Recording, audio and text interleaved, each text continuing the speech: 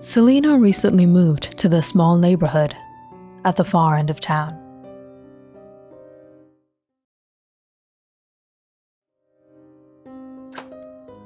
And rented this apartment. It wasn't in the best condition, but she didn't have a choice.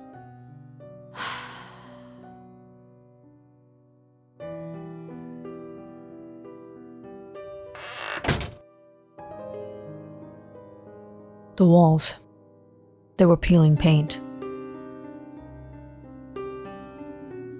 The cold wind seeped through the holes.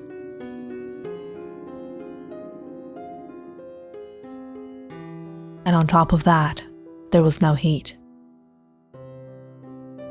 The nights got so cold, Selena had to turn on the kitchen stove to warm up the place. And the water, sometimes there wasn't any. And sometimes that smell.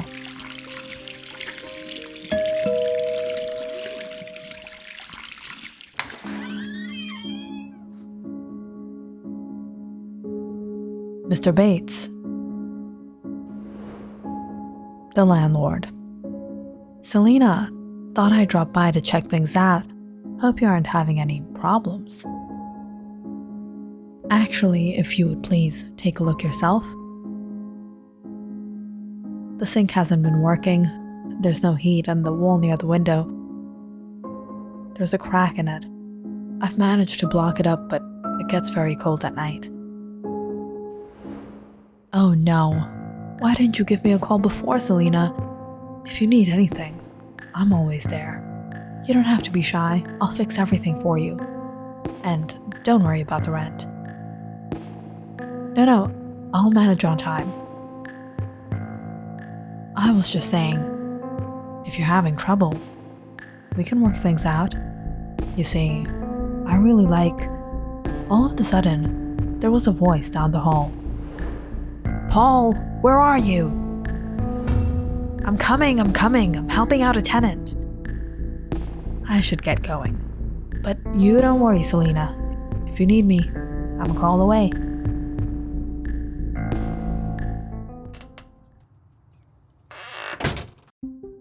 Shutting the door, Selena sighed as she went to the kitchen to grab something to eat. Sausages and bread. She took the food to the counter, but when she turned on the stove, lo and behold, it wasn't working either. Tough luck.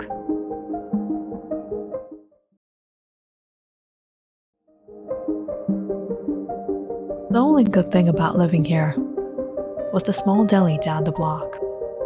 At least, the food was good there.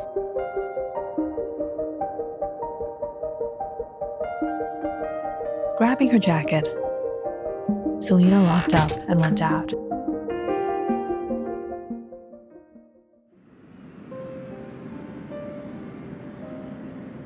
This neighborhood, it's like a god-forsaken place. Who would believe there is a neighborhood like this in this rich, developed first world country? Nobody would want to live here. But it's necessity and helplessness which bonds people. Men and women involved in all the wrong kinds of business. Because the society has not left them with any other choice. In a strange way, this neighborhood feels more real than the fake, superficial society in the rich, privileged neighborhood where people have sold their soul to the system to live as privileged slaves.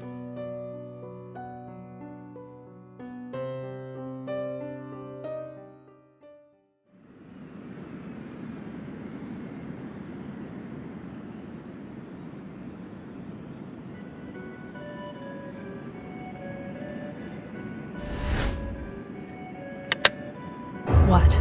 You want a piece of me?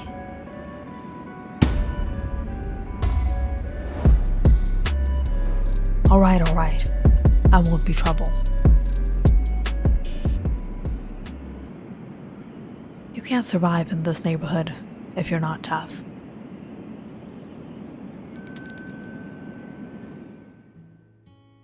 Walking into the deli, Selena spotted Mark behind the counter. In the last week she had been here, he was probably the only friend she made. He was a nice, decent guy. Here again? Don't ask. Your neighborhood is very special. On other nights, I usually turn the gas on for heat, but tonight even the gas wasn't working. I couldn't cook. Thought I'd get some sandwiches. The usual tuna? You got it. If you wouldn't mind, can I give you a piece of advice? What? Don't drink unfiltered water here, unless you're up for it. If you know what I mean. Selena chuckled. I know what you mean. I smelt it on the first day.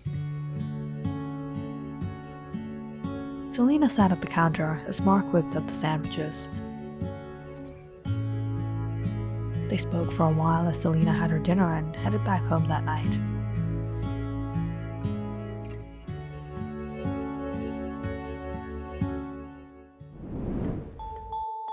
The next evening, after returning from work, Selena was surprised by another visitor. She opened the door to find Mr. Bates and another man. Selena, I called Philip. He's the plumber and our handyman here. He fixes everything. He'll take care of all the problems. Oh, come in. Selena watched as the plumber took a look around the apartment. There's no problem with the water here. The problem might be in the plumbing upstairs. I can fix up the wall with some plaster, but as for the gas, it's not up to me. You'll have to call the company. Alright, how much for the repairs? 80, but the lowest I can do is 75. No problem, I just want her to be comfortable. It was about half an hour in which the plumber got the water and the broken wall fixed.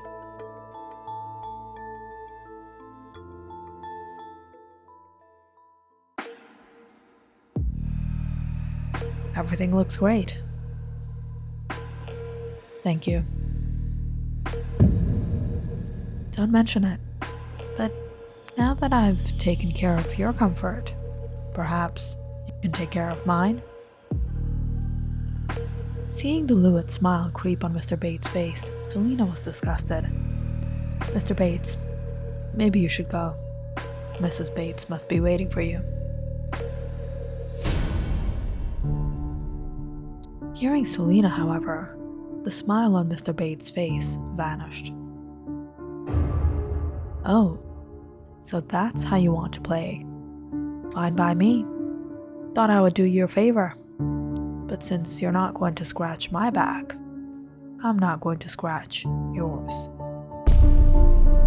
The repairs were $85, and since you're living here, you must have caused the damage. You will pay it.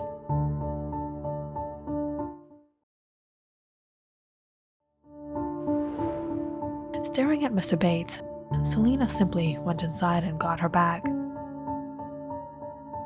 She took out the money and handed it to him. Here's your money.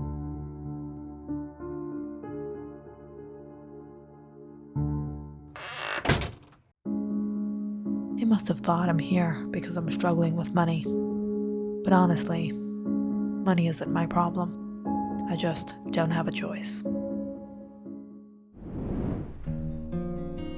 Later that evening, Selena headed to the deli and got her usual. She and Mark got talking and spent a rather nice time together. That will be $14.30. Opening her purse to pay the bill, Selena realized she only had a 10 left after paying Mr. Bates. Oh no, I'm short. It's okay. It'll be our secret. You can pay tomorrow. Thanks so much. All of a sudden, Mark shocked seeing a car drive up outside the deli. A man stepped out. Selena had noticed the scar before. Who is he? My boss. You better go. Selena headed out trying to avoid the man when he came right in her way. Oh, customer. Would you like me to drop you off? No, I'll be fine. No, please, I insist. It's alright, I live right here. So we're neighbors. That's nice. I should go. Sure, I'll see you again. Leaving the deli, Selena could feel the man's eyes on her, but her mind was overwhelmed with something else. The godforsaken ATM place.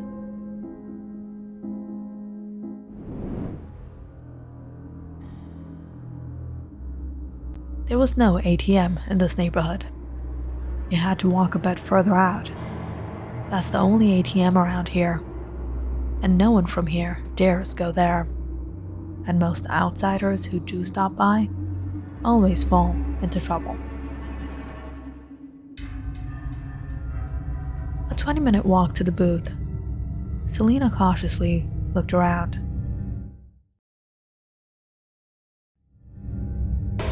Noticing a few men staring her down.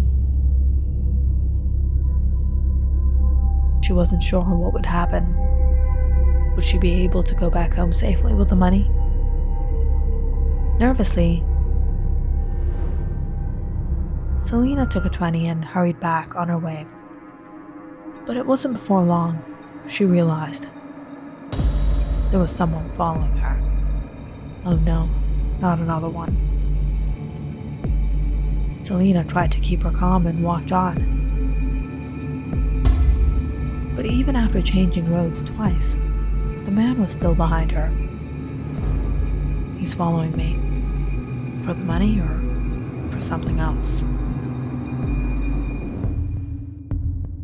As Selena turned onto a lonely road, she froze when suddenly the man charged at her and grabbed her bag.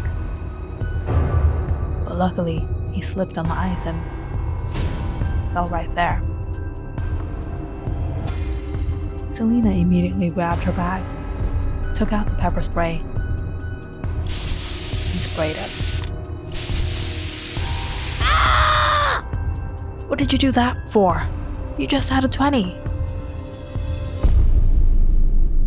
Selena was surprised to realize it was a teenage boy. Was it only the money you wanted? Selena took out her water bottle and handed the boy. You're just a kid. Why are you doing all this? You should be in school. Yeah? And what good is that going to do me? You think I have a future going to the school here? They ain't teach you nothing. They ain't teach you how to make money. What do you expect me to do? Selena knew what he said was true. Even the schools here were in the most horrible condition. Anything and everything happened. Okay, here's your 20. But don't do this. Try to find a better way.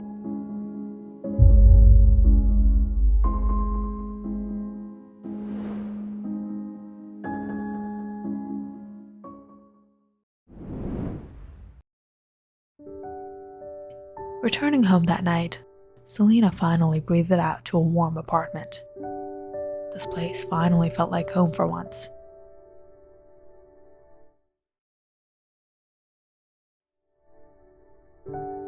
Wow, the temperature's quite high.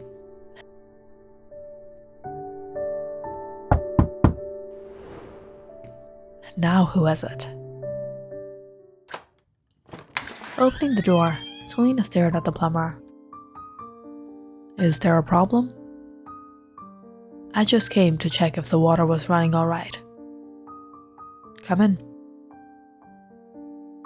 The plumber quickly checked the kitchen and hurried on his way out again. It's fine here. Yes, but could you please turn the heat down? It's getting really hot. Sure, I'll check the boiler room. As the man left, Selena went to the kitchen and got some water. She was getting thirsty in this heat.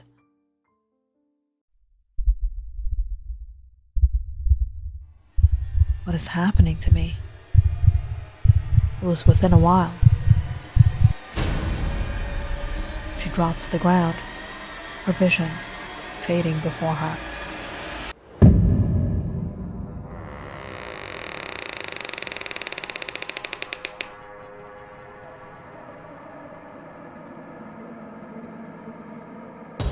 No one cares about the handyman. I fixed everything for you. But did you thank me even once? No. You drank water. Did you offer me water? No.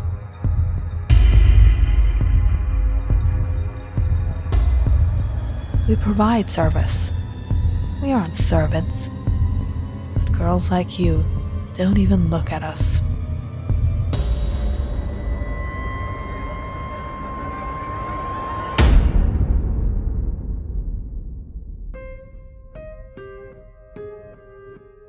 Philip Jenkins. He was a young man, working as a plumber here in Blackwell for some years now. But no one paid him any attention. Whenever anyone had to fix anything, they looked for him. But they all act as if his existence doesn't matter. Philip was lonely. He wanted love. He also had needs. He was searching for real romance in his life. He wanted to be with someone. But girls never wanted to be with someone like him. So Philip took what he couldn't get.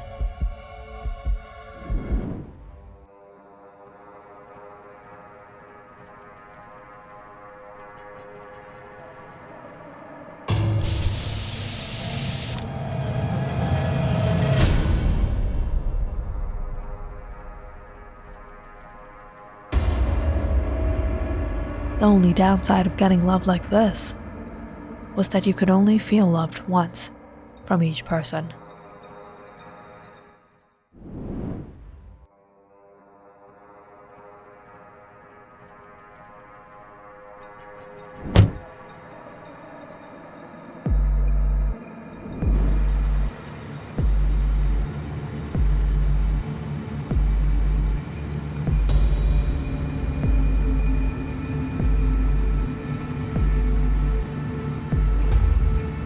What do they want?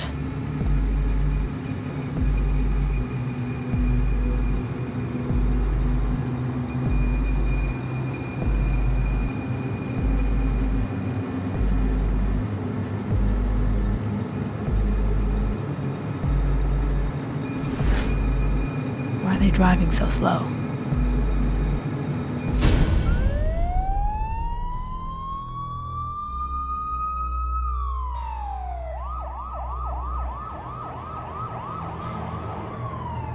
Want me to stop? Ain't got nothing better to do. Picking on the handyman.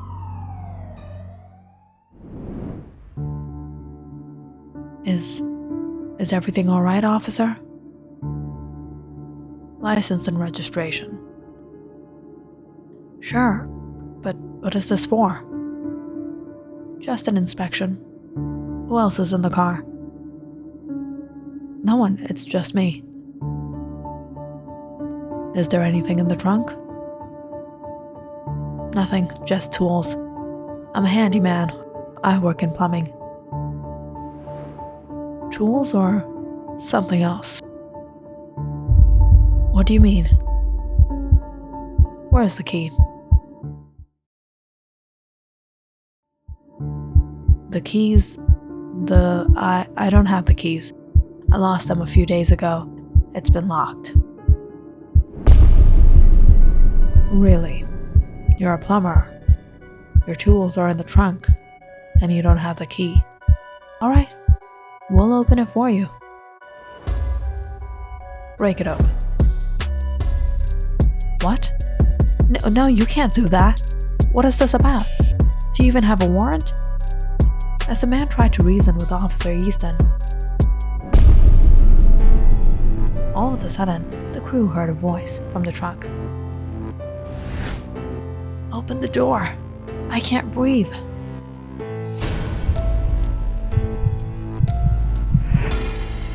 It was almost immediately the man bolted down the road. Catch him!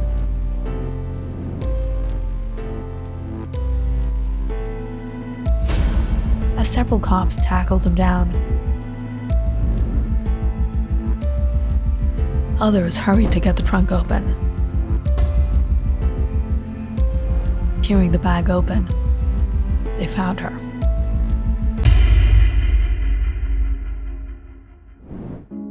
Joanna, are you all right? Can you breathe? I'm not feeling well. She's been drugged. We need to take her to the emergency.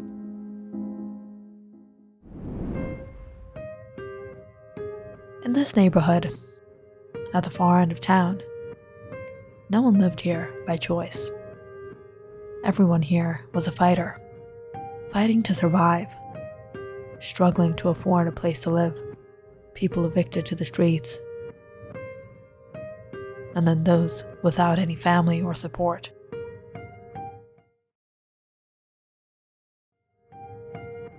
There were people who tried to make an honest living,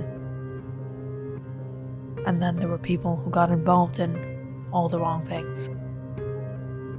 But the neighborhood was running for the most part,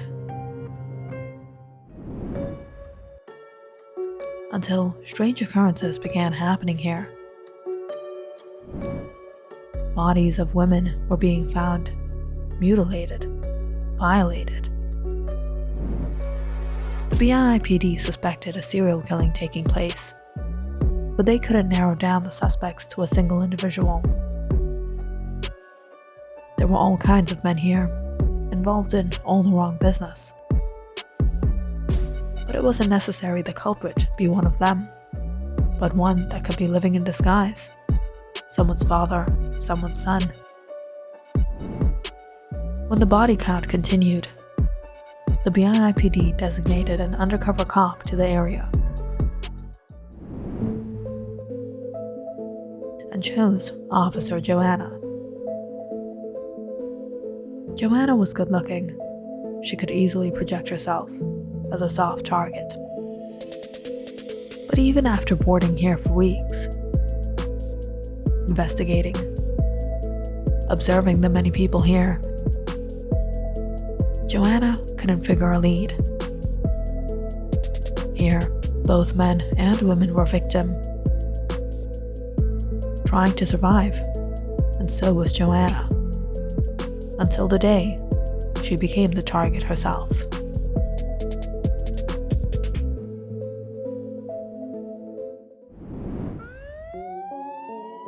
As Joanna finally came to her senses, she stared at the police, handcuff Philip, the plumber. Your game is over. Believe me, I loved her. I loved her. I just wanted her to love me.